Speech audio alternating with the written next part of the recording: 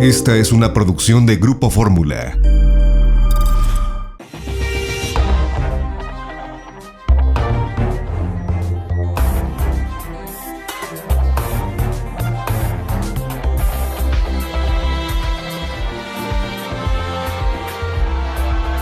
Las 8 de la mañana le damos la bienvenida a quienes se incorporan a partir de este momento a través de la señal Telefórmula República Mexicana. Muchísimas gracias por estar con nosotros y a través de todas las estaciones de Grupo Fórmula desde hace una hora. Muchísimas gracias por estar con nosotros la mañana de este viernes 17 de septiembre de este 2021. Lourdes Murguía, buenos días. Manuel, buenos días. Esta es la información. Nos reunimos el martes con la secretaria de Economía, Tatiana Cloutier, para tratar nuestros temas, pero ahí nos informó que los 3,000 millones de pesos para pagarle a los maestros de Michoacán y lograr que desbloqueen las vías del tren serán asignados a través del Banco Bienestar, informó por la mañana Óscar del Cueto, presidente de Kansas City Southern de México.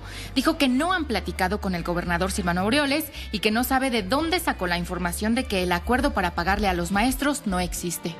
La secretaria nos comentó que sí, que se está trabajando en este tema, que hay una coordinación entre las secretarías. No es tan sencillo apoyar con recursos de la Federación en un tema que el Estado es el que debe. Es un tema en el que están evaluando cómo se puede hacer este proceso. Creo que puede haber una solución en estos próximos días. Creemos que el gobierno federal sí está apoyando, sí está soportando este tema y ojalá se puedan resolver, porque las afectaciones que se están teniendo por este bloqueo ya son a nivel nacional, con empleos ya en riesgo. Yo creo que hay esperanza de que la semana que entra estemos hablando de que estos bloqueos ya se retiren.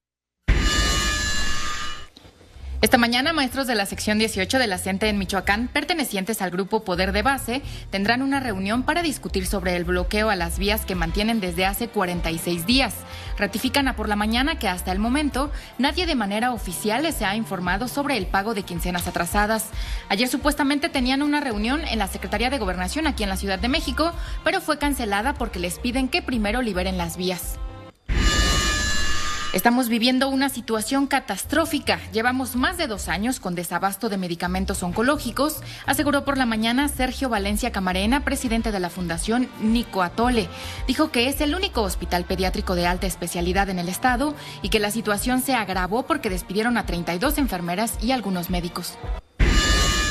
Finalmente, hoy a las 11 de la mañana, 18 niños sin comorbilidades en Oaxaca serán vacunados contra el COVID-19. Alma Franco, abogada y mamá de Maximiliano, de 12 años, fue de las primeras en el país en solicitar un amparo para que por la vía legal pudieran vacunar a su hijo. Al día de hoy han sido vacunados 61.573.000 mexicanos, equivalente al 48.8% de la población. En los últimos 7 días se han aplicado en promedio 662.000 vacunas diarias. En estos momentos el dólar interbancario se cotiza en 19 pesos con 91 centavos.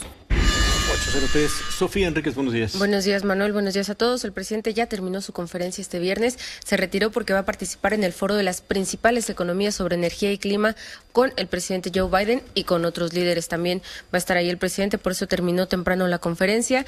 Recordar la agenda que tiene este fin de semana el presidente. Mañana inaugura a las 8 de la mañana la 6ª cumbre de la CELAC, ahí en Palacio Nacional. Y el domingo, Manuel, a las 7:15 de la mañana va a ser el izamiento de bandera en memoria de las víctimas del terremoto del 19 de septiembre del 1985, y recordar también que a las 11 de la mañana hay simulacro el domingo. Este domingo hay un simulacro, pues igual por el 19 de septiembre, para que esté pendiente todo el mundo con este simulacro. Después de la gira, después de izar bandera, el presidente se retira, se va a Oaxaca, tiene una gira por Oaxaca todo el domingo, y el lunes tempranito la conferencia también es allá en Oaxaca, es en Santa Lucía del Camino en Oaxaca, y de ahí regresa a continuar sus actividades. Y Santa Lucía del Camino es afuera de la capital, ¿no? Pues es que justamente como la capital de Oaxaca son como 5, 6, 7 municipios. Por eso es tienen una conurbada. Muchísimo, pero es justo en la capital. De la capital de Oaxaca. Bueno, vamos a ir a pausa.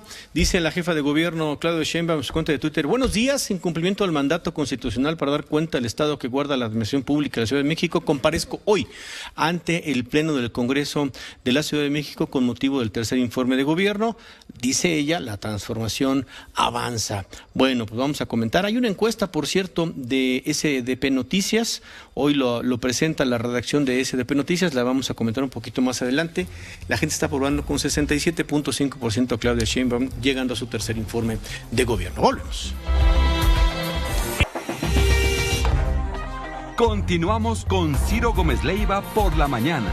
8 de la mañana con 10 minutos. Gracias por seguir con nosotros. A ver, una corrección, Sofía. Una corrección nada más. El simulacro este domingo es a las 11:30 de la mañana, no a las 8. ¿Es un simulacro nacional? Sí, es un simulacro nacional en todo el país. O sea, quien nos mire en Tijuana ahorita a las 6 de la mañana. Bueno, a las 11:30 de la mañana, hora de la Ciudad de México. No. Mi pregunta no va para ahí. Escucha, gente que nos está escuchando ahorita, que son las 6 de la mañana que nos en Tijuana, o los que están en Campeche, ¿tienen que hacer algo?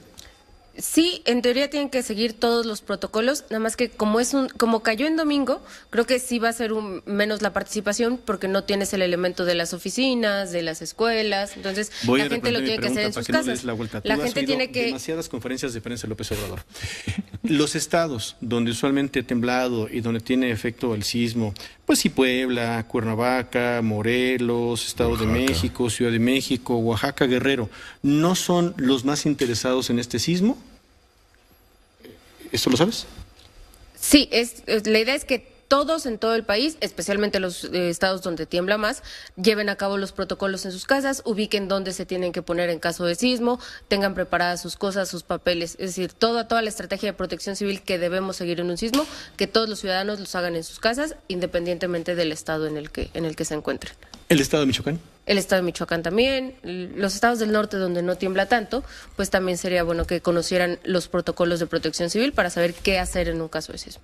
Muchas gracias, Sofía Enríquez. Gracias, Manuel. Entonces, a las 11:30. 11:30. Bueno, regresamos con Sergio Valencia Camarena, presidente de la Fundación Nacuatole. Gracias, Sergio, por poder regresar con usted y por verla plantear este tema. Incorporamos ahora al auditorio de Telefórum en la República Mexicana problemas en el hospital del niño oaxaquense. De la niñez oaxaquense. La niñez oaxaquense. ¿Por qué? Primero, porque no tienen medicamentos oncológicos, ¿no? Encima de todo, hay una reestructuración administrativa donde, pues se supone que, pues ya sea el Seguro Social o el INSABI, digamos, tomarán la administración de este hospital. Pero en ese trance, como siempre en esta administración, pues las cosas no son tersas, tienen que ser de conflicto.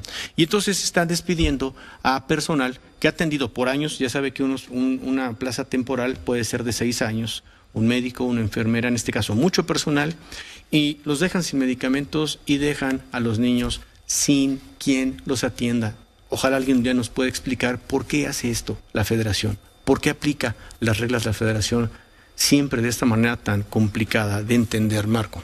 Sergio, y lo que queda ahora es pues la movilización de padres que tienen a sus hijos atendiéndose en el hospital, la de ustedes, las organizaciones civiles, la de los propios médicos que no están nada conformes. ¿Qué viene a continuación, Sergio? Buenos días otra vez. Sí, gracias nuevamente. Mira, nosotros tenemos en unos 40 minutos una conferencia de prensa que van a rendir los padres de familia. Nosotros como asociación los estamos acompañando y de ahí se decide lo que se va a hacer. Se está pensando en amparar a los niños, que como tal el amparo no es garantía si no hay los medicamentos. El hospital puede demostrar que no tiene la medicina suficiente para atenderlos y quedaría así como a la deriva.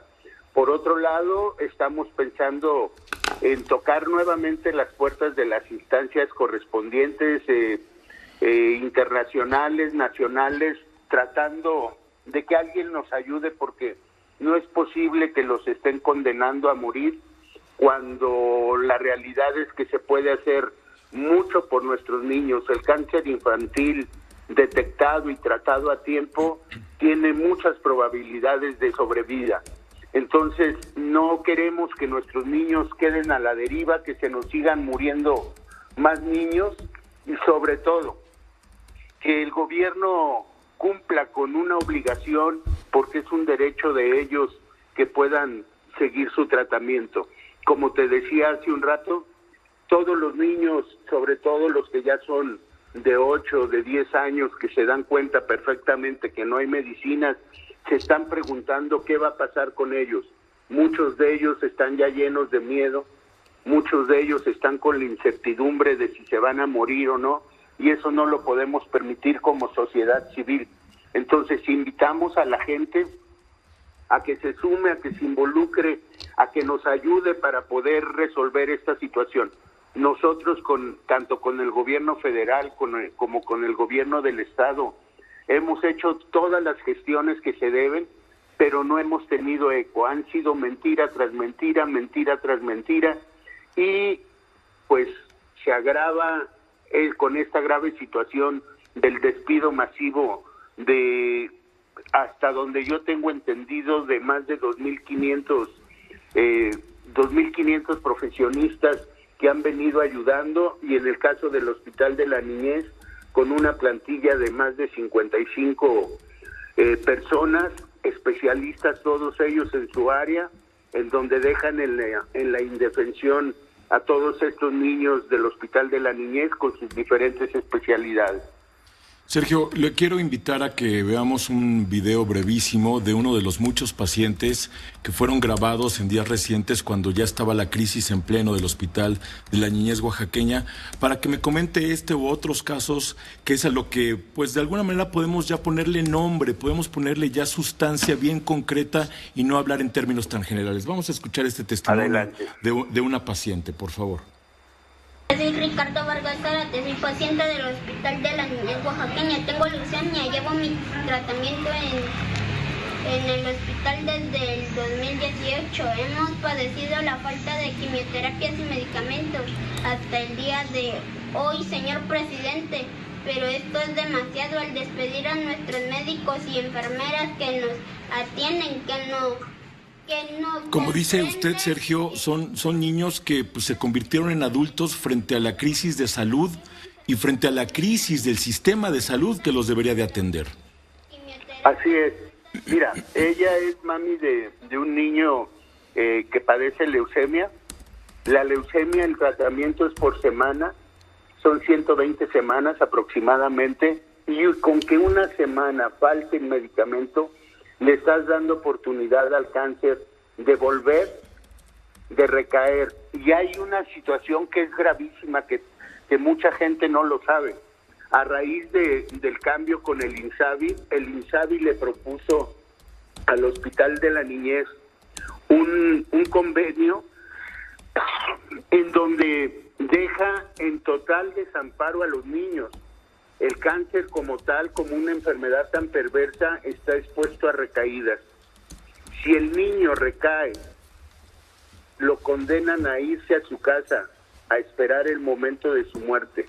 Eso es muy grave porque cuando puede haber posibilidades de salvarlo, en retomar una segunda fase para poder contrarrestar el cáncer, a raíz de ese convenio que el INSABI le propone al hospital, no va a ser posible que ese niño tenga una oportunidad de vida, que lo único que podría ser posible sería recurrir a una clínica privada, en lo cual no está al alcance de la mayoría de pacientes y de sus padres.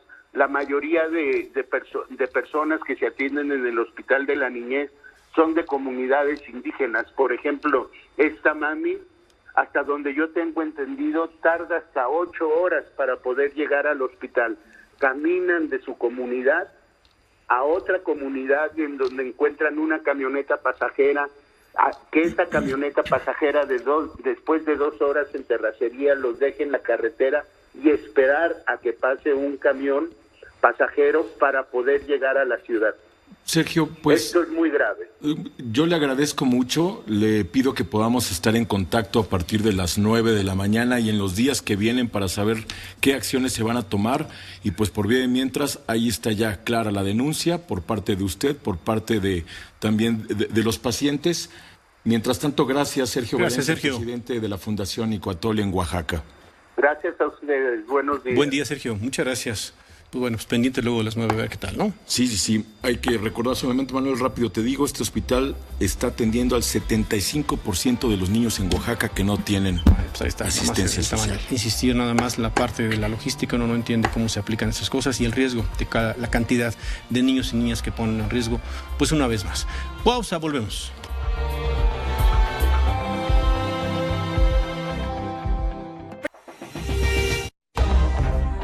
Continuamos con Ciro Gómez Leiva por la mañana.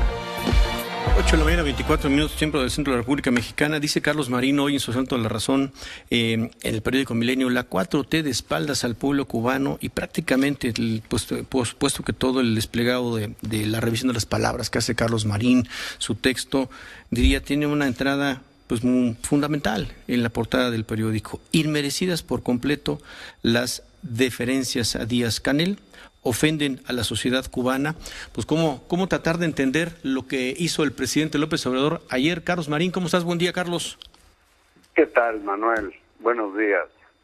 Lo dejamos en el terreno de la provocación, lo dejamos en el terreno de la transparencia de lo que piensa hacer el presidente López Obrador. ¿Qué intentó hacer ayer? ¿Qué crees que intentó hacer independientemente de lo que hizo?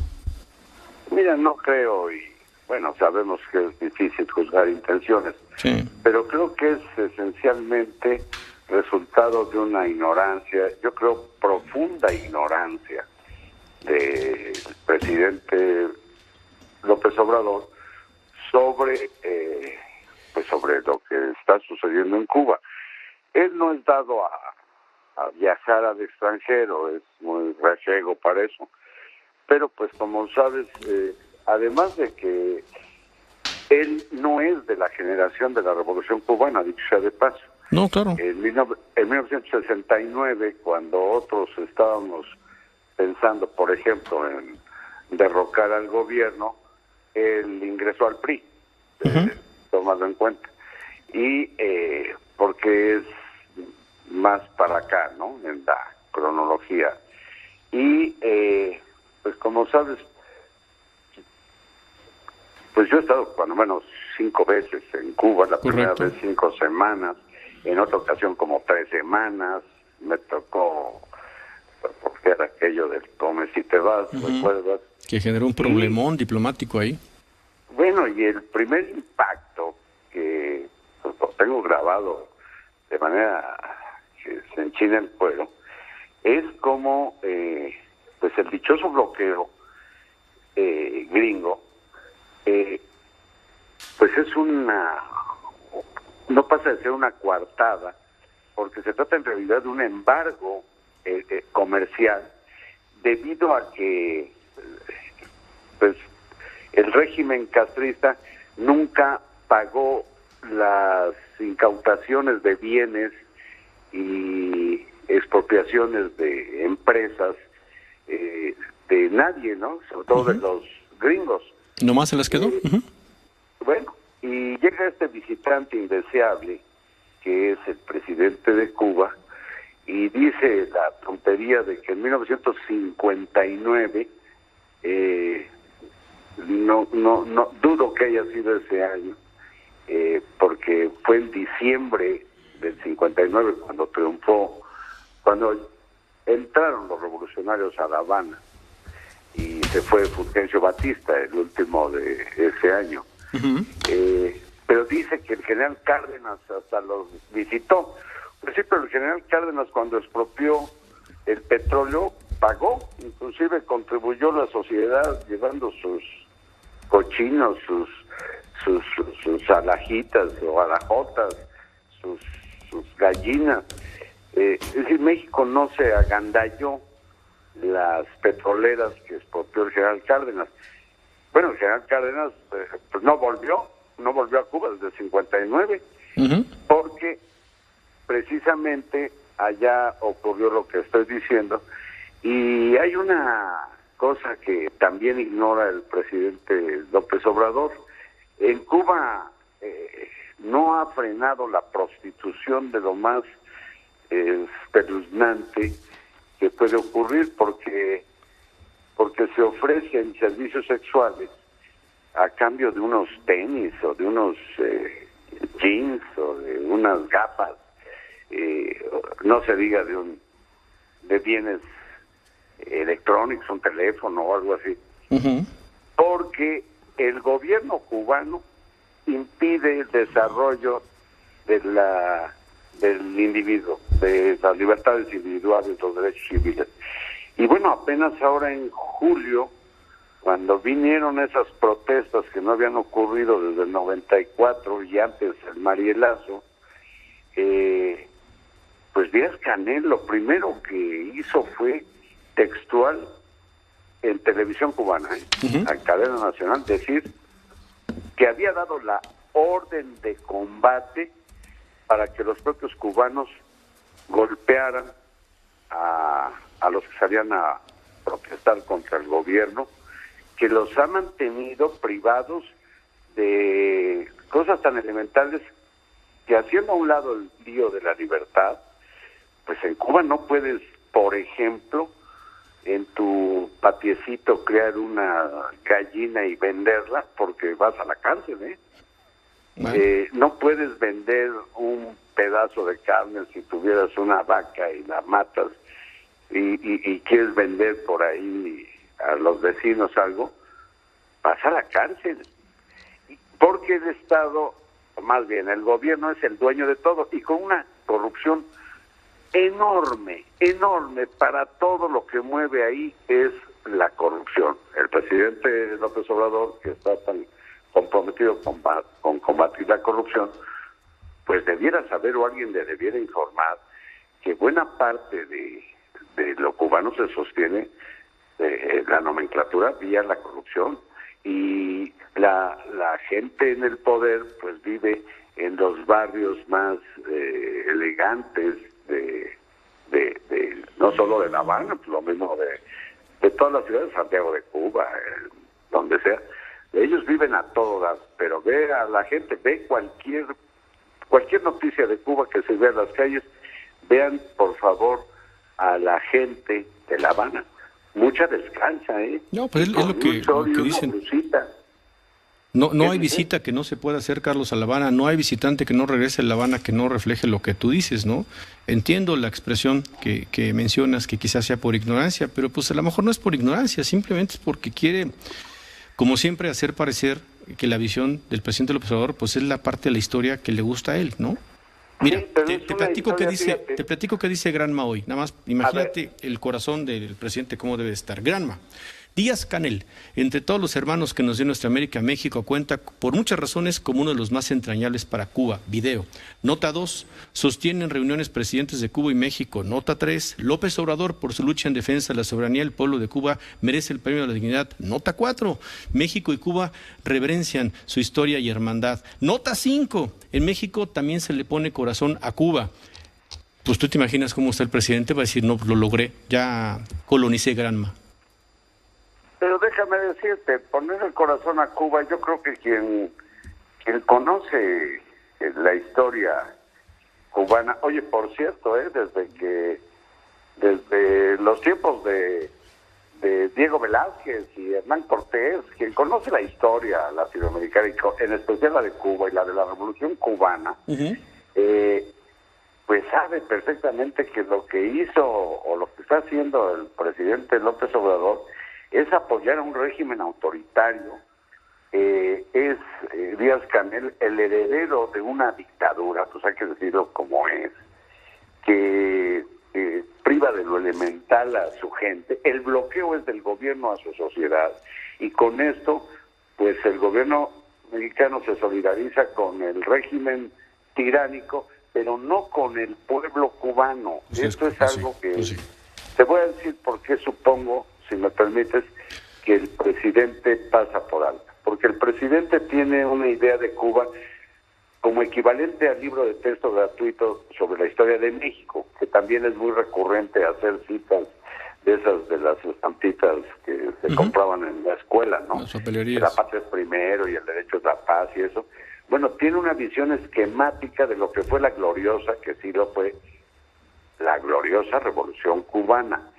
Y la repite, inclusive comprando el cuento del bloqueo, porque los principales proveedores, por supuesto, vendidos de alimentos y de artículos manufacturados a Cuba, se llama Estados Unidos. Es correcto. Lo que pasa es que Estados Unidos, con el embargo comercial, dice, sí, pero me pagas por adelantado. Me pagas, lo que te vendo te pago, no te fío, vaya.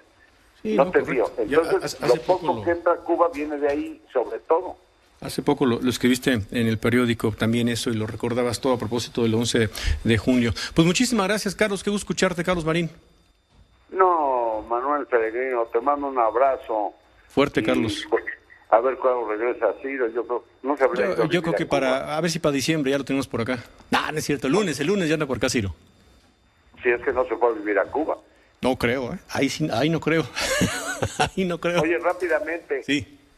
Hasta gente de la vieja trova cubana, como Pablo Milanés, sí, qué mensaje escribió a propósito de los fregadazos que le puso la policía cubana y los descocados disque revolucionarios cubanos a sus propios paisanos en las protestas del 11 de julio. Es correcto. Muchas gracias, Carlos Marín. Buen día. Hasta gracias. Luego, Manuel. Adiós. Pausa. Volvemos.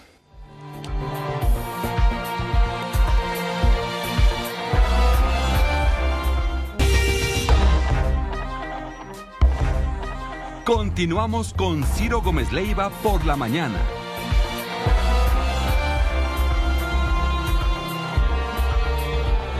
8:40 por la mañana, esta es la información.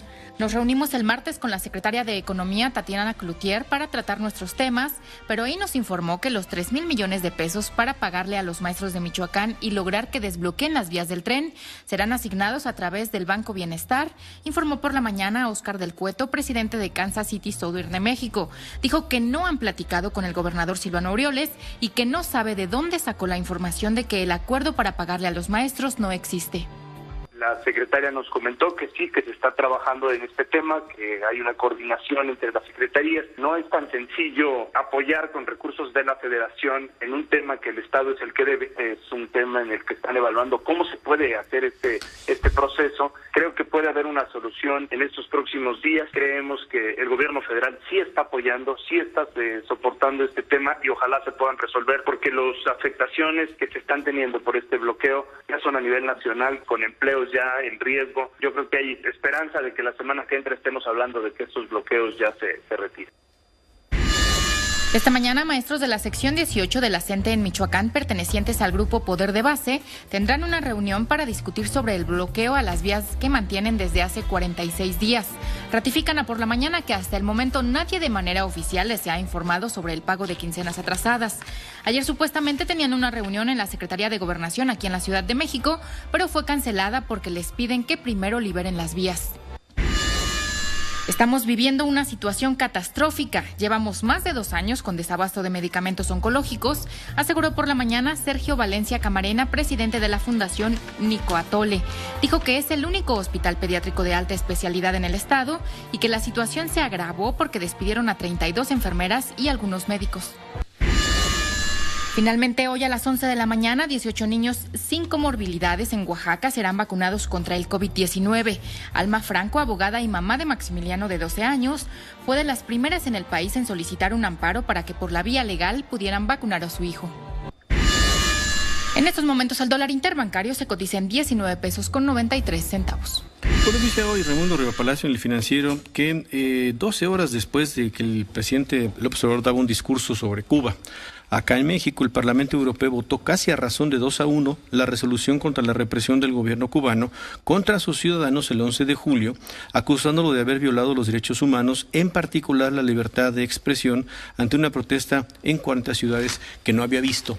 Lo retoma también Sergio Sarmiento en el periódico Reforma. Ayer, mientras el presidente de Cuba, Miguel Díaz-Canel, ofreció un discurso en nuestros festejos patrios, el Parlamento Europeo aprobó una resolución condenando a su gobierno por reprimir violentamente a los ciudadanos. Bueno, pues en ese contexto, en el ir y venir, Roberto Gil, pues así se dan estas fiestas patrias. Roberto, ¿cómo la ves? Roberto Gil, buen día. ¿Qué opinas tú? Buen día, Manuel. Buen día a todos. Pues yo creo que las relaciones entre Cuba y México han sido constantes. Los presidentes en los últimos años, desde que el régimen cubano se instaló, los distintos presidentes de distintas expresiones ideológicas y partidarias han tenido relaciones constantes con Cuba, visitas recíprocas, etcétera. Incluso los partidos o los presidentes emanados de partidos que tienen una posición crítica con respecto al régimen cubano, de su modelo económico y su régimen de libertades. Lo que sí parece cambiar, Manuel, desde mi perspectiva, es la posición con respecto a Cuba, y eso queda muy claro en el discurso del presidente López Obrador y en el acto mismo de la invitación del presidente cubano a la conmemoración de nuestra independencia. ¿Y a qué me refiero con el cambio de posición? Que parece pues que el gobierno mexicano le gusta el régimen cubano, se acerca de alguna manera programática, ideológicamente, a lo que el régimen cubano representa.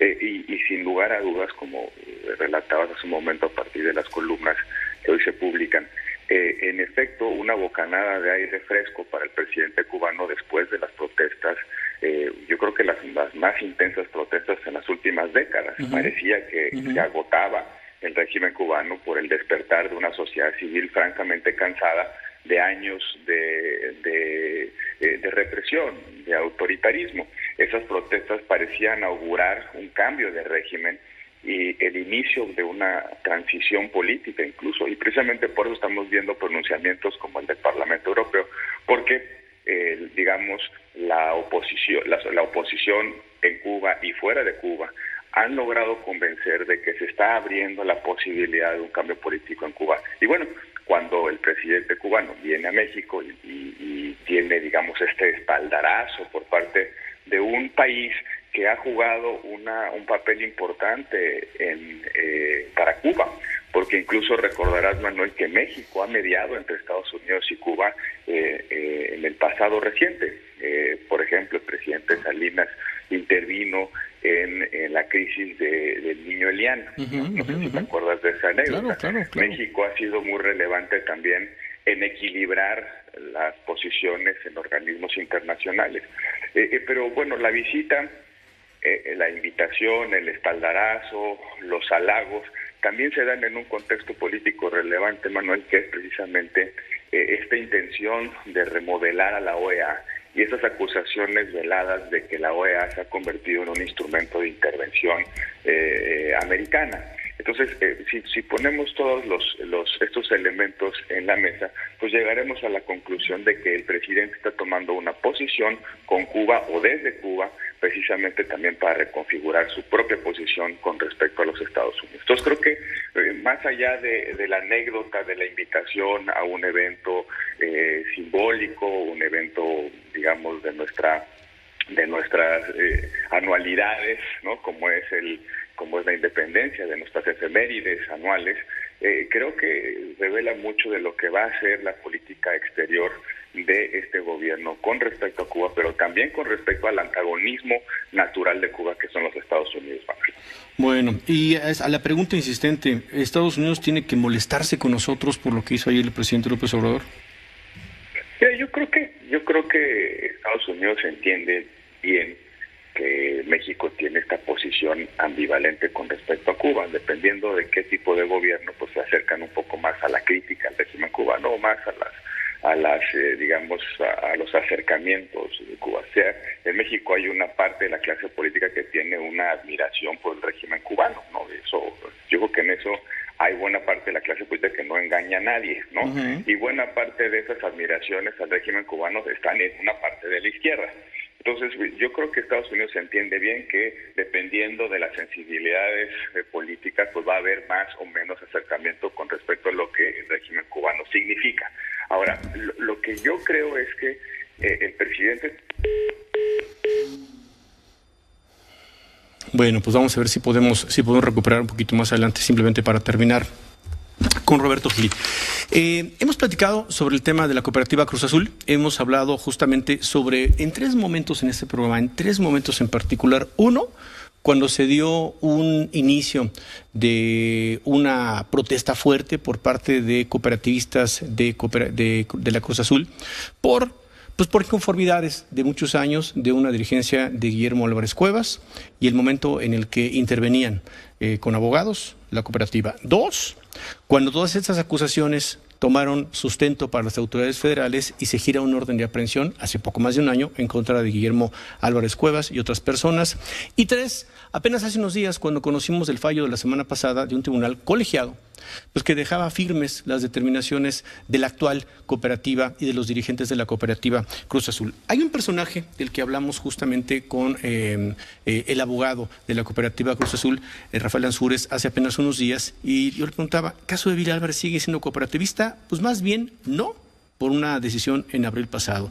Y hay otro personaje que sale insistentemente como uno de los personajes que ha hecho o que se le señalan algunas irregularidades cometidas en perjuicio de la cooperativa, que es Federico Saravia, integrante precisamente de la cooperativa, que también en su momento ha intentado vía algunos juicios tratar de ser directivo de la cooperativa. No lo ha logrado por lo pronto, pero hay una orden de aprehensión desde diciembre pasado emitida en contra de él por las autoridades de la Ciudad de México. Se ha hablado también de una disposición irregular de 10,000 toneladas de cemento de la cooperativa que comercializó varias personas, y se señala al señor Federico Saravia, entre ellas, al margen de haber dado dinero a la cooperativa. Yo le agradezco mucho al señor Federico Saravia que nos tome la llamada. Federico, buen día. Buen día, reportero Manuel, ¿cómo estás? Buen día. Bien, muy buenos días. Oiga, primero que nada, gracias por la comunicación, y segundo, está, hasta donde entendemos, vigente esta orden de aprehensión. Usted, ¿cómo está, Federico? ¿Cómo se siente con todo esto? Estamos bien, Manuel, mira, no es una orden, son dos órdenes de aprehensión. Dos órdenes de aprehensión. Dos órdenes, ok. Giradas por el abogado Ansúrez en toda la medida de sus posibilidades. Obviamente las acusaciones son totalmente falsas. Nadie es culpable hasta que la autoridad determine todo lo contrario. Correcto. Mire, el problema aquí de fondo no es que el tribunal colegiado les haya dado a ellos la autoridad total, no, son resoluciones y autos que no han causado estado en el medio jurídico. Estamos en un problema de fondo muy grave. ¿Por qué? Porque todo el problema que nos acarreó la administración de Guillermo Álvarez se tiene una continuidad con estas personas, con los contrarios, con los disidentes que nosotros llamamos. Con los actuales dirigentes, digamos. Los actuales dirigentes, lo que es Víctor Manuel Velázquez y José Antonio Marín, respaldados, y lo quiero decir así abiertamente, Manuel, por el Poder Judicial corrupto. Eso es lo único que nos tiene en un problema grave, porque definitivamente todo el proceder de los licenciados, tanto Ansúrez como algunos otros que han venido litigando en este sentido, no litigando porque creo que no son litigantes, son influenciantes, tienen gente que está encumbrada en el Poder Judicial y que yo siento que quieren arrebatar la cooperativa a la mayoría de los socios. Yo represento a un grupo fuerte de socios. A mí me eligieron 480 compañeros en el 2020, somos 700 en total, y la gran mayoría me eligió como presidente del Consejo de Administración. Ahora, si hay que hacer un balance entre la administración de aquellos y la administración nuestra, como ellos nos acusan, tenemos que ver hacia dónde van los dineros, ¿no? Ellos nos acusan de que vendemos el cemento ilícitamente. Correcto. Pero nosotros hemos demostrado dicen que no. De guachicolear el cemento, ¿no? Exacto. Los que realmente guachicoleaban el cemento eran ellos, cuando Víctor Manuel Velázquez, por orden de Guillermo Álvarez, fue puesto como director comercial. Todas esas investigaciones en curso, Manuel, no es una situación que hayamos inventado, que estemos tratando de hacer en defensa no. Es una situación demasiado clara el hecho de que Víctor Manuel Velázquez, junto con Antonio Marín, han guachicoleado el cemento durante años, llevándose ganancias muy, muy excesivas. Estamos hablando de más de 400 millones de pesos.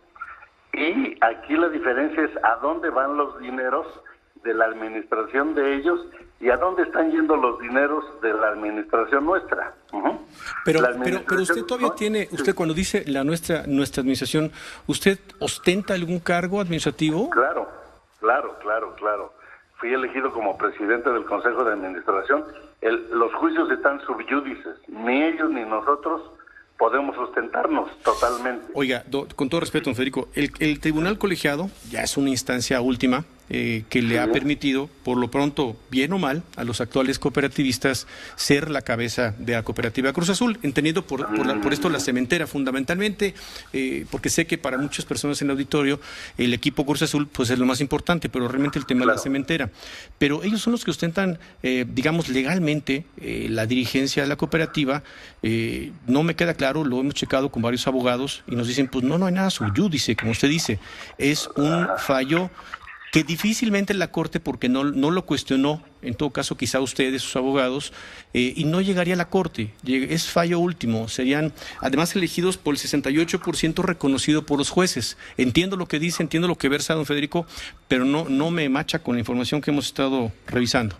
Sí, correcto. Mire, Manuel, cada quien va a dar su versión, ¿no? Definitivamente. Correcto. Aquí no somos abogados, los abogados son los que conocen todo el tema de fondo. Pero lo que sí le puedo decir es que este amparo quedó bajo esta resolución de colegiado. Sin embargo, lo que no dicen los contrarios es que tenemos amparos diversos, federales, en donde hay jueces que han determinado que ellos no tienen la administración. O sea, otros recursos. Te voy a hablar, de alguna manera, te voy a hablar, se oye un poco hueco la comunicación, no sé si la captes así. No, a ver, vamos a hacer una cosa, don Federico, porque estamos hablando con Federico Sarabia, el tema de la cooperativa Cruz Azul. Déjenos ir a la pausa, vamos a restablecer la línea de comunicación para que usted nos escuche bien, no escuche con ese eco. Aprovechamos el corte para eso y regresamos, ¿le parece? Correcto. Gracias. Agradezco. Volvemos, ahorita vamos a pausa y volvemos.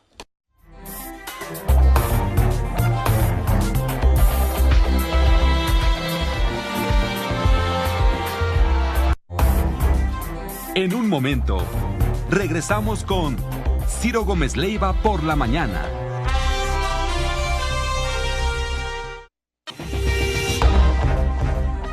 Continuamos con Ciro Gómez Leiva por la mañana. A las 9 de la mañana continuamos nuestra plática y terminamos con ella, con Federico Sarabia, integrante de la cooperativa Cruz Azul. Federico, ¿ahí nos escucha mejor? Sí, claro, adelante, Manuel.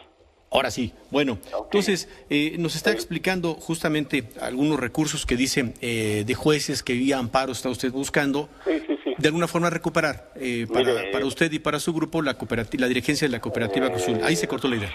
Sí, tenemos que recuperar la cooperativa de manos de ciertas gentes, que eso nos va a quedar bien claro totalmente, porque nosotros somos la base de la cooperativa trabajadores. No somos gente que está buscando un beneficio personal o beneficiando a ciertos grupos de abogados, de jueces.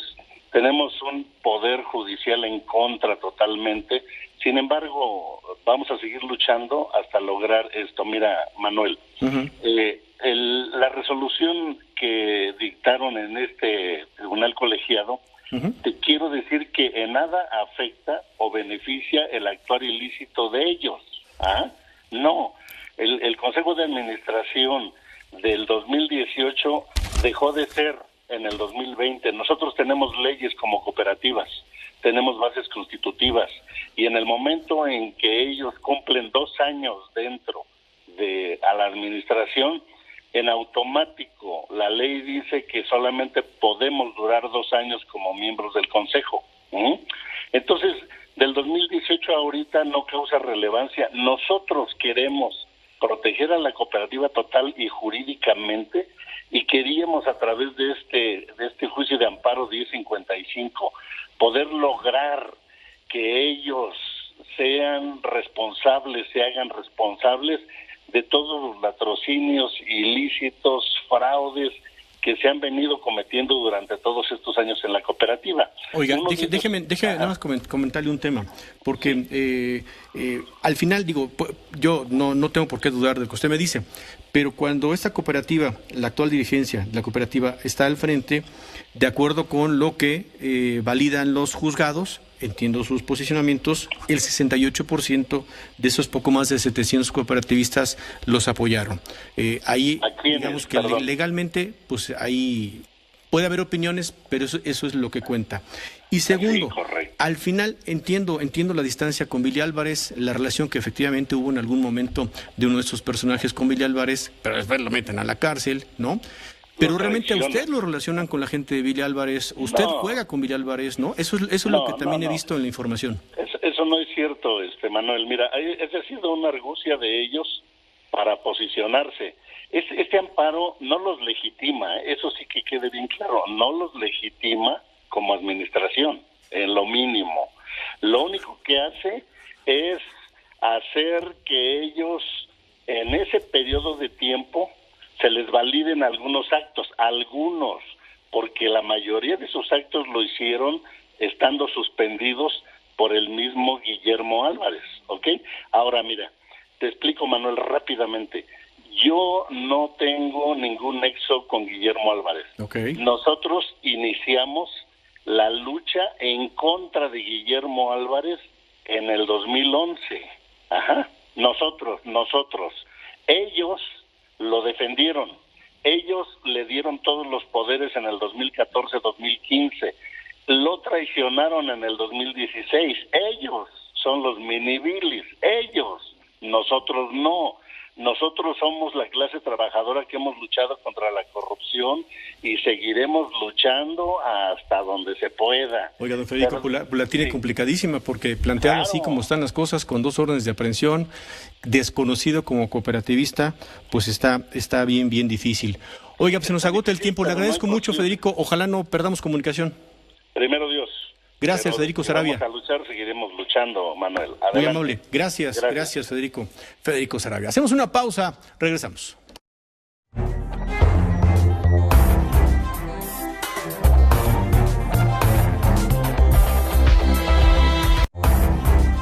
En un momento, regresamos con Ciro Gómez Leiva por la mañana.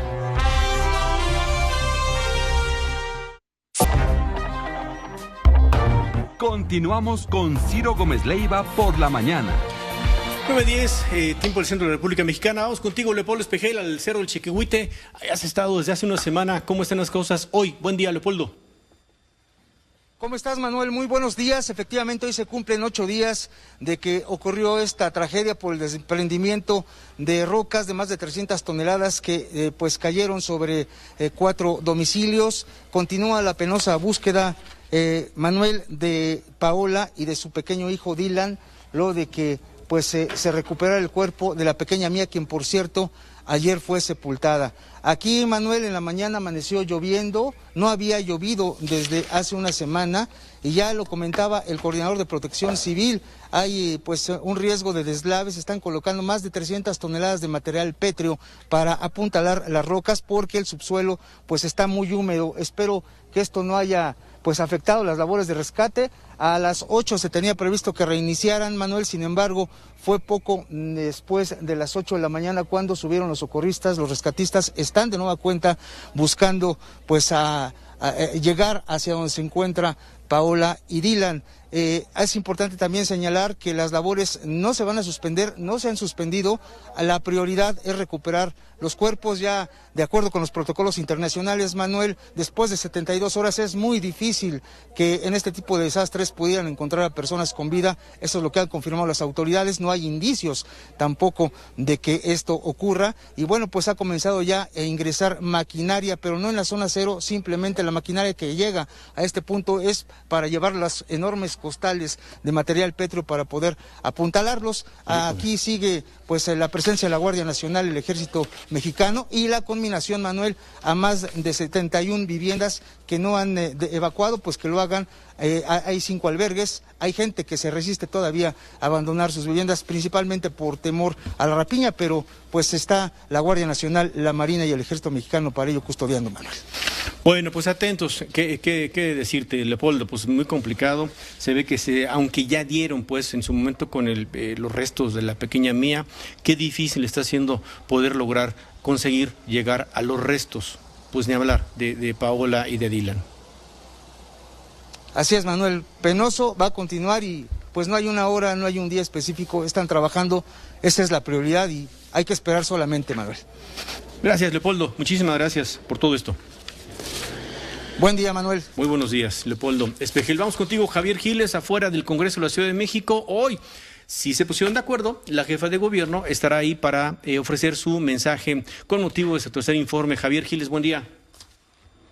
¿Qué tal, Manuel? Te saludo con mucho gusto. Pues han llegado algunos congresistas de la Ciudad de México, algunos invitados especiales como Luisa María Alcalá, alcalde de Secretaria del Trabajo, el ex consejero jurídico Julio Scherer, entre las personas del gobierno federal que en este caso fueron invitados, diputados de aquí de la Ciudad de México, también algunos colaboradores de Claudia Sheinbaum. Desde luego que hay una idea generalizada por parte tanto de los congresistas del partido Morena como del gobierno, de los éxitos que ha tenido la jefa del gobierno en estos 3 años, sobre todo en este último.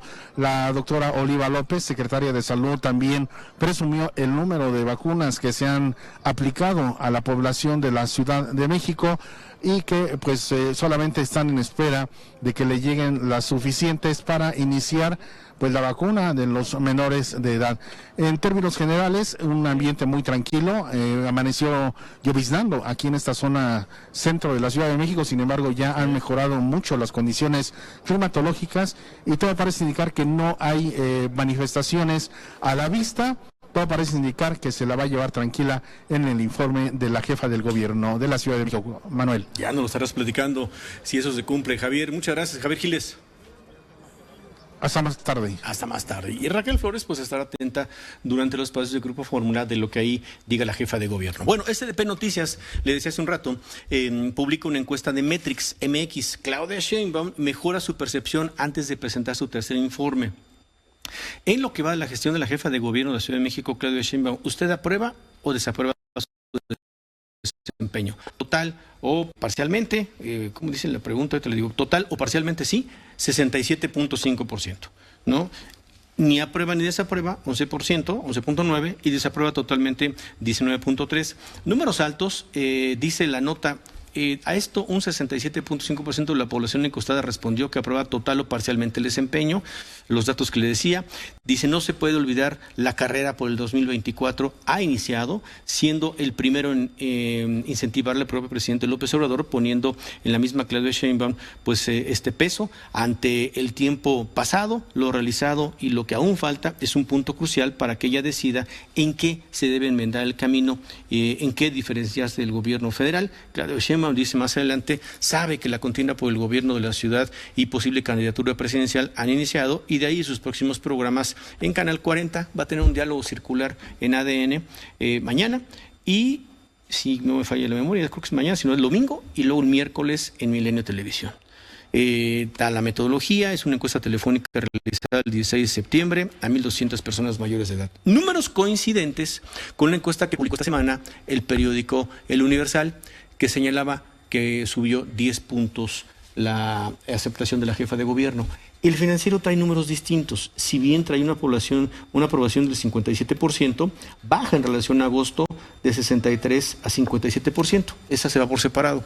Pero así los datos de las encuestas esta mañana para la jefa de gobierno. Bueno, vamos a ir un poquito más adelante con Humberto Patiet. Vamos a regresar, por supuesto, al tema de Michoacán. Podemos ir al tema de Mazatlán. También estamos con Lourdes pendientes sobre el asunto de las vacunas de los niños en Oaxaca. Niños sin comorbilidades van a ser vacunados. Y le agradezco mucho a Luis Guillermo Benítez, es el alcalde de Mazatlán. Platicamos con él hace unos días esta idea de poder recibir algunas vacunas en un acuerdo con el alcalde de Mission, Texas. ¿Cómo va el acuerdo? Faltaba una comunicación con ellos para poder aterrizar y recibir vacunas. Habíamos platicado, alcalde, de lo que venía. No sé si ya tengan el acuerdo fino para que estas vacunas puedan no nada más ser donadas, sino que lleguen a Mazatlán. Buen día, alcalde, presidente. Hola, Manuel, me da mucho gusto saludarte a ti, a todos los que nos ves y nos escuchan. Mira, efectivamente, este lunes 13 pasado de septiembre tuve una videoconferencia con el mayor de Mission, Armando Caña.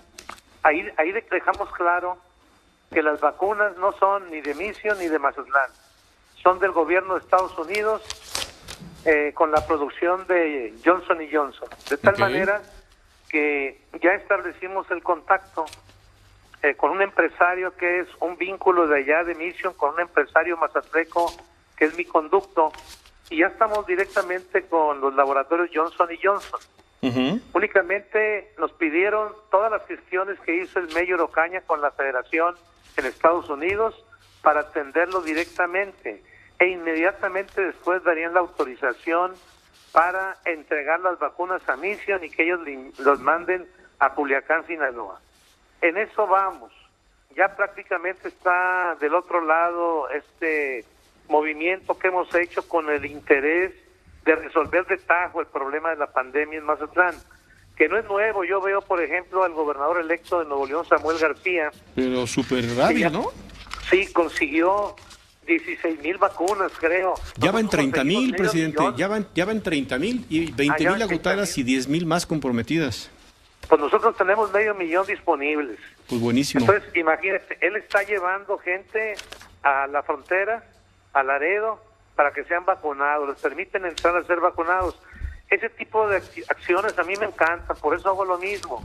Tenemos que ser nosotros, los gobiernos, quienes salgamos a dar la cara por la gente que gobernamos. Y eso ahora, es lo presidente, que un tema, nada más, entonces una pregunta. Entonces, ¿hay una estimación de cuándo pueden empezar a llegar? Yo estoy convencido que la próxima semana vamos a estar recibiendo las vacunas en Mazatlán. Pues ojalá retomemos la comunicación ya más para que nos dé la nota confirmada el día, ahora sí que el día. Mucho gusto, Manuel. Mil gracias, presidente. Con mucho gusto. Gracias, gracias, alcalde. Gracias, Luis Guillermo Benítez, presidente municipal de Mazatlán. Vamos a pausa y regresamos.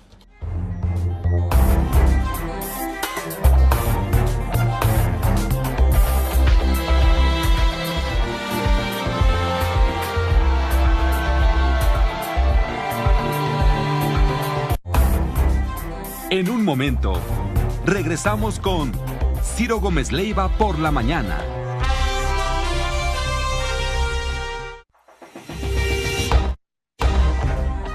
Continuamos con Ciro Gómez Leiva por la mañana. 9 de la mañana, 24 minutos. Vamos al tema de Michoacán. Humberto, ¿me das? Sí, señor. 2-3 minutitos antes de entrar al tema? Porque autorizado. Muy amable, caray. Levantamos la mano por mayoría. Yo tengo 2-1. Ya gané.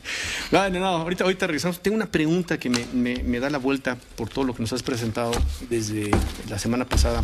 Bueno, esta semana de lo que trabajaste en Michoacán.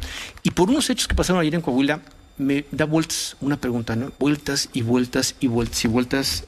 Te quiero pedir tu opinión. Sí, señor. Escuchamos al señor Federico Saravia hace un rato, lo escuchamos su defensa. Él asegura, pues digamos, pelear por un espacio de dirigencia, de la dirigencia en la cooperativa Cruz Azul. Creo que termina aceptando la entrevista. No la puede tener, aunque dice que en su momento, y faltarán algunos, dice, recursos de amparo en algunos juzgados para que en algún momento logre tener la razón, y que pues él no es gente del equipo de Billy Álvarez, que quienes hoy están al frente de la directiva de la cooperativa Cruz Azul, pues son, dice él, los mini Billys, que se cooptaron con él y que después lo traicionaron. Más o menos, ¿no? Más o menos, pero pues sí, nos acepta un hombre pues en fuga, con 2 órdenes de aprehensión encima, una por presentar a un juzgado en la Ciudad de México, a un juez, información falsa para hacer una acusación dolosa, en todo caso, pues, se lo digo yo, y 2, pues por comercializar de manera indebida 10 toneladas de cemento. Hasta ahí creo que es lo más relevante. Rafael Ansúrez, con quien platicamos a principios de semana, escuchó la entrevista. Él es abogado de la cooperativa Cruz Azul y nos pide hacer un comentario. Con mucho gusto. Rafael, buen día nuevamente. Rafael Ansúrez. Muy buenos días, mi querido Manuel, a ti, a todo tu auditorio. Bueno, pues te agradezco mucho este espacio que me das. Venga. Porque en efecto, creo que es muy importante hacer un par de precisiones respecto de lo que comentaba el señor Saravia, ¿no? En primera, lo único que hay sub iudice, pues es justamente como él lo refiere, su proceso penal, y es porque no ha tenido los pantaloncitos el señor para responder ante la justicia de los delitos que ha cometido, y ha estado con amparos intentando evadir su responsabilidad sin poderse presentar a los juzgados de control que le libraron las órdenes de aprehensión justo por huachicoleo de cemento. Porque te voy a decir, y es muy claro, ¿no?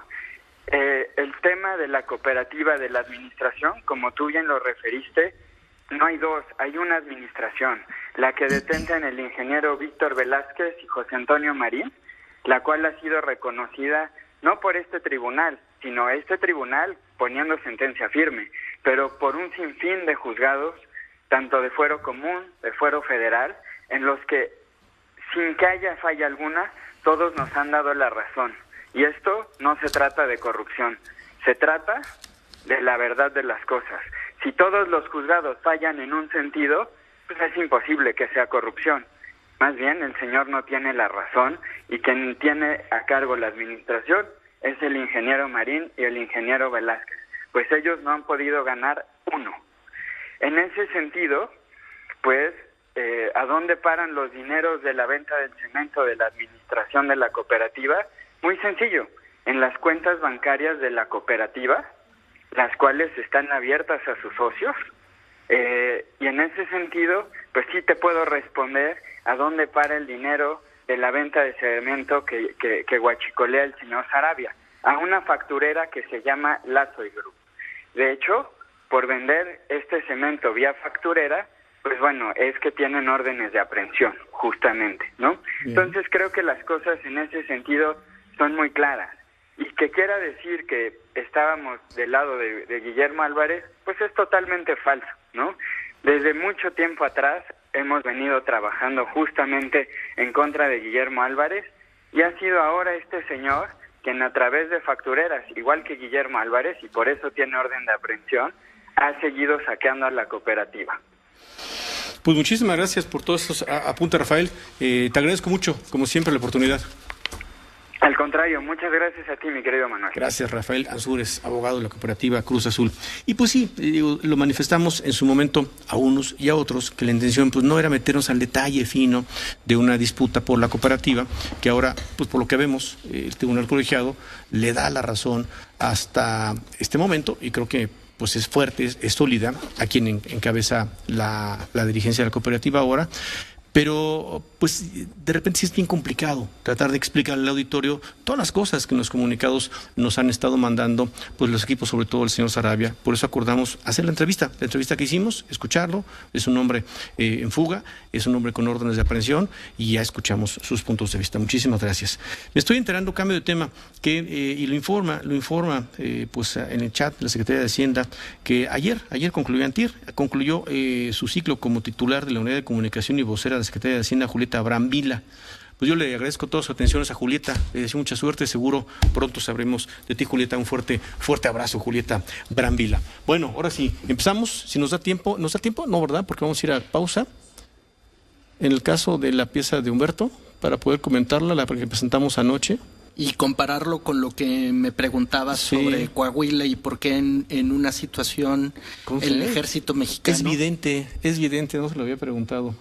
El ejército mexicano sí parece... Ahí se da de balazos en una persecución y mata a 9 civiles, y es bien difícil entender por qué se contienen tanto. Digo, tuvieron que darse de balazos, ni modo, ¿no? Bueno, a partir de lo que veo, y también me ha tocado trabajar esa parte de la frontera de la llamada frontera chica, ahí muy cerca de los límites de Coahuila, Nuevo León y Tamaulipas, que tiene una dinámica del cártel del Golfo, Norestes, remanentes de Zetas.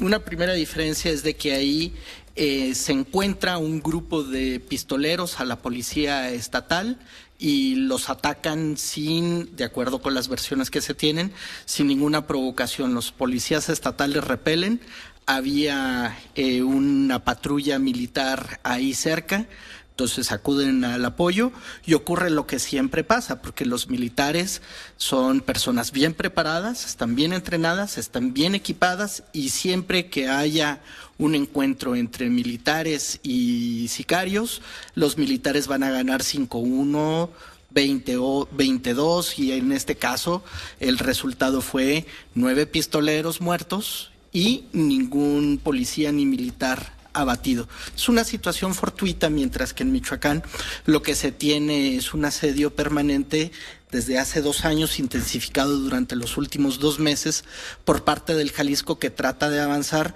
sobre una zona, y la explicación que dan los propios pobladores, incluso algunos policías, y hablé con algunos militares que son muy parcos, pero lo que dicen es de que no baja la orden porque esto significaría pues un número significativo de bajas por parte del cártel Jalisco Nueva Generación, y eso es lo que no quiere el gobierno mexicano.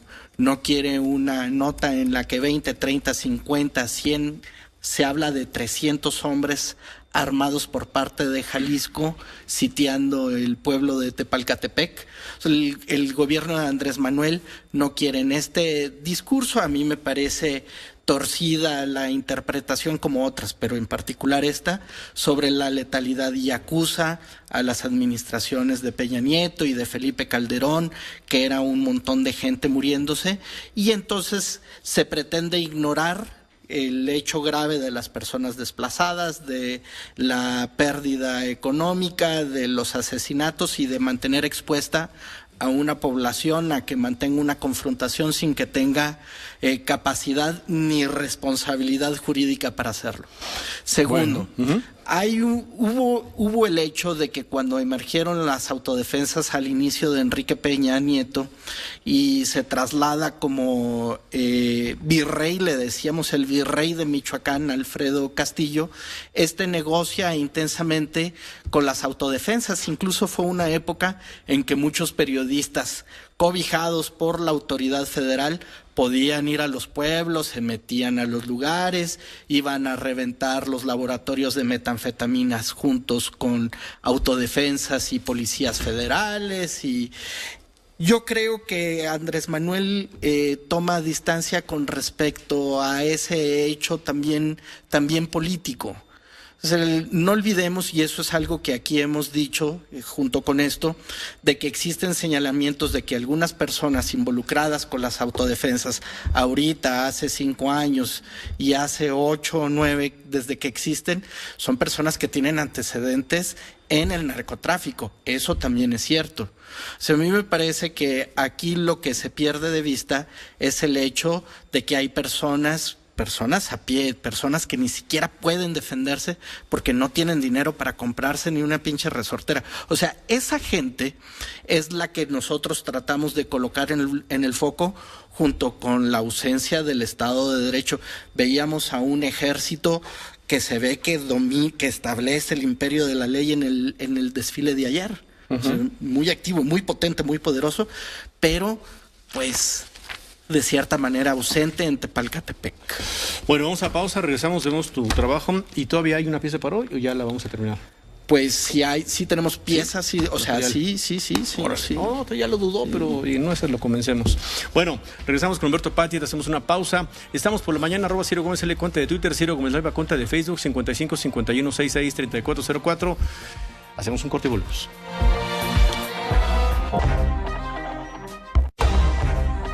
Continuamos con Ciro Gómez Leiva por la mañana. 9:40 por la mañana, esta es la información. Nos reunimos el martes con la secretaria de Economía, Tatiana Cloutier, para tratar nuestros temas, pero ahí nos informó que los 3,000 millones de pesos para pagar a los maestros de Michoacán y lograr que desbloqueen las vías del tren serán asignados a través del Banco Bienestar, afirmó por la mañana Oscar del Cueto, presidente de Kansas City Southern de México. Dijo que no han platicado con el gobernador Silvano Aureoles y que no sabe de dónde sacó la información de que el acuerdo para pagarle a los maestros no existe. La secretaria nos comentó que sí, que se está trabajando en este tema, que hay una coordinación entre las secretarías. No es tan sencillo apoyar con recursos de la Federación en un tema que el Estado es el que debe. Es un tema en el que están evaluando cómo se puede hacer este proceso. Creo que puede haber una solución en estos próximos días. Creemos que el gobierno federal sí está apoyando, sí está soportando este tema y ojalá se puedan resolver, porque las afectaciones que se están teniendo por este bloqueo ya son a nivel nacional, con empleos ya en riesgo. Yo creo que hay esperanza de que la semana que entra estemos hablando de que estos bloqueos ya se retiren. Esta mañana, maestros de la sección 18 de la CENTE en Michoacán, pertenecientes al grupo Poder de Base, tendrán una reunión para discutir sobre el bloqueo a las vías que mantienen desde hace 46 días. Ratifican a por la mañana que hasta el momento nadie de manera oficial les ha informado sobre el pago de quincenas atrasadas. Ayer supuestamente tenían una reunión en la Secretaría de Gobernación aquí en la Ciudad de México, pero fue cancelada porque les piden que primero liberen las vías. Estamos viviendo una situación catastrófica. Llevamos más de 2 años con desabasto de medicamentos oncológicos, aseguró por la mañana Sergio Valencia Camarena, presidente de la Fundación Nicoatole. Dijo que es el único hospital pediátrico de alta especialidad en el estado y que la situación se agravó porque despidieron a 32 enfermeras y algunos médicos. Finalmente, hoy a las 11 de la mañana, 18 niños sin comorbilidades en Oaxaca serán vacunados contra el COVID-19. Alma Franco, abogada y mamá de Maximiliano, de 12 años, fue de las primeras en el país en solicitar un amparo para que por la vía legal pudieran vacunar a su hijo. En estos momentos el dólar interbancario se cotiza en 19 pesos con 93 centavos. Bueno, se cumplen 13 años de los granadazos, ¿se acuerdan? Los granadazos, ¿te acuerdas, Humberto? 15 de septiembre, allá en el centro de Morelia, pues sí, todo alrededor de eso, ¿no? En la ceremonia del grito, 2 granadas en la zona centro de Morelia, que más es un lugar muy bello, muy amplio, muy extenso. Pues simplemente recordarlo. 13 años. Andrea Meraz, tú estás en el hangar presidencial, la llegada de presidentes que hay toda una especie como de misterio de cuáles son los que sí iban a venir. ¿Viene o no Bolsonaro? ¿Viene o no Iván Duque de Colombia? Bueno, el primero de Brasil. ¿Viene o no el presidente Fernández de Argentina, metido en esta crisis brutal en la que están metidos? Brutal, nada más del domingo para acá, tiene una crisis, otra en Argentina. ¿Quién más? Pues ya sabemos que el invitado de honor es el de Cuba. Nombres, Andrea, buenos días. Hola Manuel, muy buenos días. Pues hoy por la mañana ya llegó el presidente de Uruguay, Luis Lacalle, y también llegó el viceministro de Relaciones Exteriores de Chile, Rodrigo Yáñez. En las imágenes de mi compañero Cristian Ramírez, pues puedes observar que no hay mucho movimiento de esta base aérea militar número 19, conocida como ex hangar presidencial. ¿Quiénes van a llegar? Pues en el transcurso de este día va a estar a las 9:30 el presidente de Uruguay, Mario Benítez. También se confirma la presencia del presidente Pedro Castillo de Perú, de Guyana, Mohamed Irfan, de Surinam. También va a llegar el presidente de Guatemala, Alejandro Yamatei. Va a estar llegando él aproximadamente a las 2 de la tarde. También viene el presidente de Honduras, Juan Orlando Hernández. De Venezuela va a venir la vicepresidenta ejecutiva Delcy Eloína Rodríguez Gómez, el presidente de Costa Rica, Carlos Alvarado, en punto de las 4 de la tarde aproximadamente, y también va a venir el presidente de Ecuador, Guillermo Lasso. Son parte de los que tenemos confirmados y que ha expuesto la Secretaría de Relaciones Exteriores que van a llegar hasta este punto.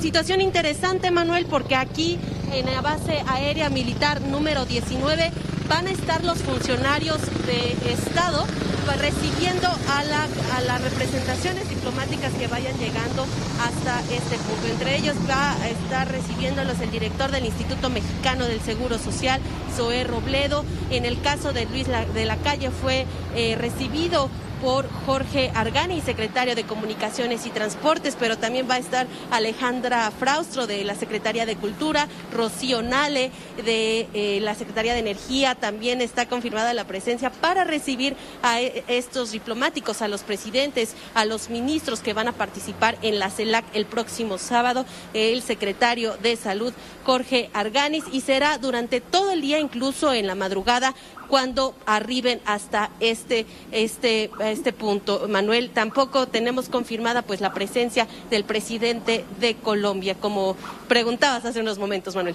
Muy bien, pues es correcto. Muchísimas gracias, Andrea. Pendientes, va a ser una jornada larga hoy y la de mañana. Así es, pendientes, porque hoy por la noche los miembros van a recibir una cena por parte del presidente Andrés Manuel López Obrador en Palacio Nacional a las 4 de la tarde. Alicia Bárcena desde la CEPAL va a dar un informe y hasta el día de mañana es cuando empieza esta cumbre a las 8 de la mañana. A las 11 se prevé una conferencia del titular de la Secretaría de Relaciones Exteriores, Marcelo Ebrard. Manuel. Es correcto. Muchas gracias, Andrea. Andrea Meraz, buen día. Hasta luego, muy buen día. Buen día. Y aunque se ha anunciado con tiempo y con mucho cuidado por parte de la Cancillería, de los propios gobiernos, que no van a venir los presidentes y que van a tener alguna representación, algunos de vicepresidentes y otros de cancilleres, pues no va a venir el señor Bukele de El Salvador. Aquí llora una de nuestras compañeras salvadoreña, mexicana y chiapaneca, dice que tiene 3 nacionalidades. Que acaba en la semana de darse pues esa facultad, se abre el camino para que se reelijan. Ya ves que tienen esa tentación ahora también en El Salvador. ¿Qué decir de Daniel Ortega? Está muy claro que no va a venir Daniel Ortega, ¿no? Ahora sí que no creo que venga, él está ocupado haciendo otras cosas ahora sí que nuestro embajador en Managua, nos decía ayer el subsecretario de Relaciones Exteriores, pues ya tiene aquí 50 y tantos días en consultas y aquí va a estar, porque México por lo pronto pues no está de acuerdo y en eso, mire, en eso está bien, detienen pues a líderes opositores, ¿no? Están exprimiendo allá los medios de comunicación, una cosa tristísima. Iván Duque, de Colombia, que ha manifestado esta mañana, pues yo estoy de acuerdo con lo que dice el presidente López Obrador, con lo que manifestó ayer, no estoy exactamente de acuerdo con eso, y pues vamos a ver que no sea tema, por supuesto, no lo será en la reunión de la CELAC. Ya decíamos, de Brasil, Bolsonaro que no viene, en fin, pero bueno, pues sí viene el presidente Fernández, y pues por ahí las personas que van a estar viniendo, el primer ministro de Belice, el presidente de Bolivia, el presidente de Costa Rica, el primer ministro de la Dominicana, el de Ecuador, presidente de Guatemala, de la Guyana, de Honduras, de Paraguay, de Perú, de Santa Lucía, de Vicente y las Granadinas, Surinam, Uruguay, en fin. Bueno, pues ahí. Vamos a ver la pieza que presentamos anoche en la televisión de Humberto Patit y la vamos comentando, Humberto. Sí, venga. Señor. Un hombre disparando, un cuerno de chivo. Dispara hacia el monte. La última vez que vinieron esos güeyes del cártel Jalisco llegaron como a la posición donde están el ganado. Señala un punto llegan disparados. Ahora muy verde, ha llovido mucho en Michoacán. Entonces aquí repeler la agresión. Pero ahorita normalmente se ponen acá a casa de los arcos, arribita y disparan y de arriba el cerro. Ahorita lo que hacen diariamente, 2-3 veces diarias. 2-3 veces diarias michoacana se intercambian fuego. Para bajar un dron se ocupa una escopeta o tender alambres entre los árboles, que para detener a la infantería del cártel Jalisco se ocupan fusiles de asalto, y que para eso de sus blindados se ha de destruir tanto camino sea útil para el avance enemigo, como en los límites de Tepalcatepec, Michoacán, con Jilotepec, Jalisco. O otro, hacia Cualcomán, otro municipio michoacano en proceso de ser arrasado.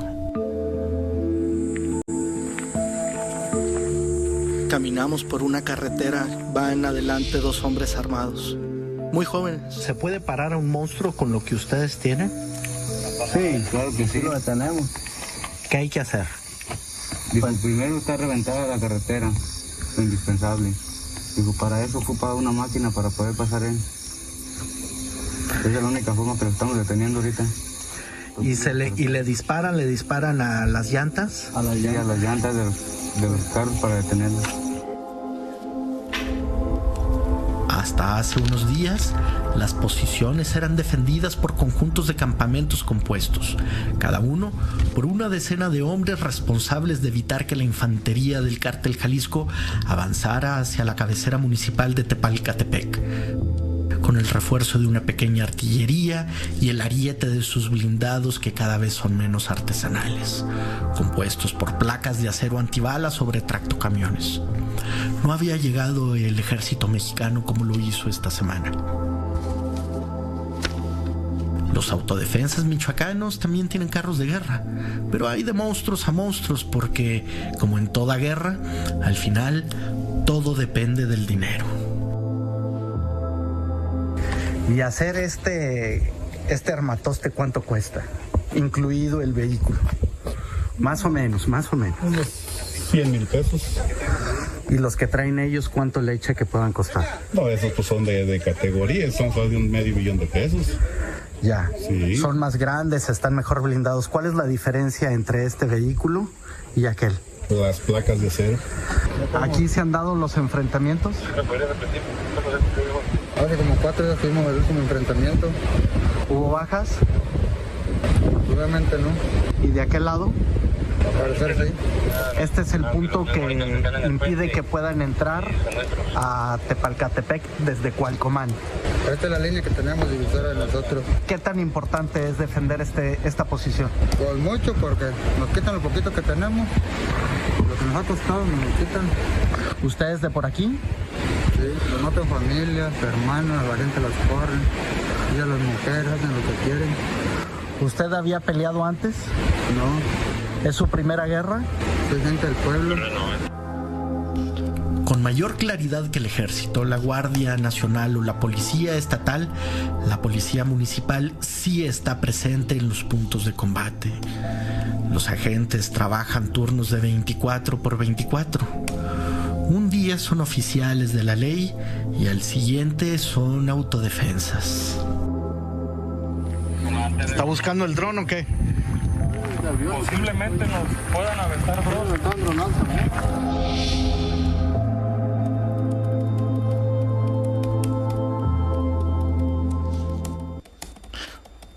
Bueno, cuando se habla del Estado de Derecho, de justicia, de democracia y de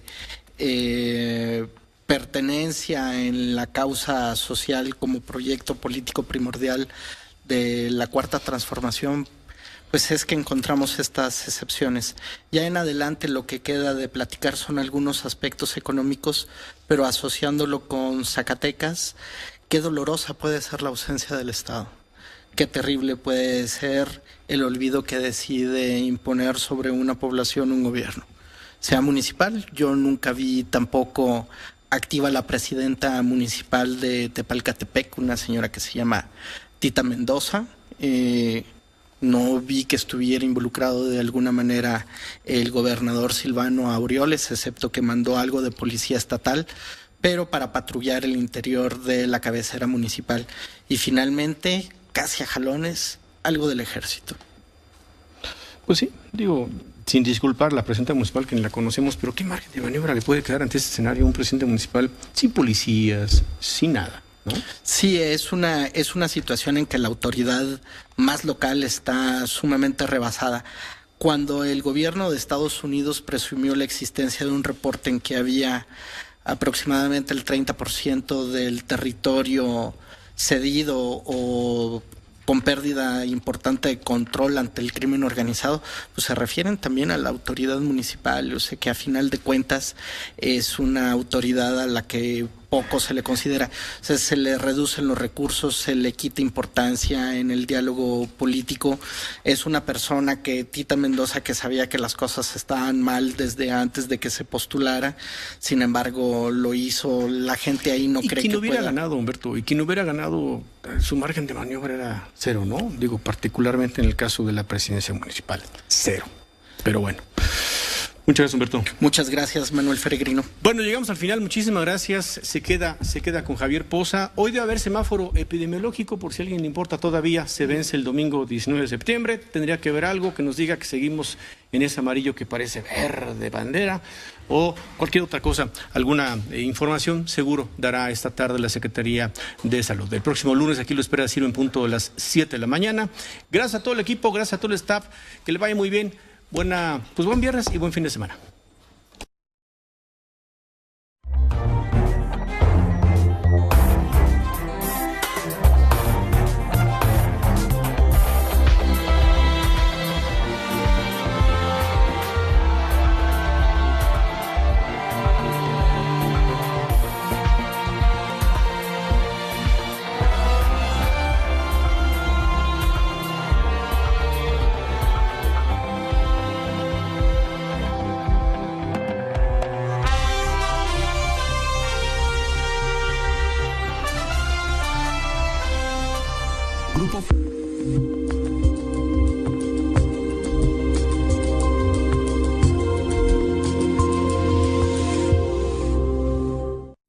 Lo mejor de Ciro Gómez Leiva por la mañana en nuestro canal de YouTube, Grupo Fórmula. Esta fue una producción de Grupo Fórmula.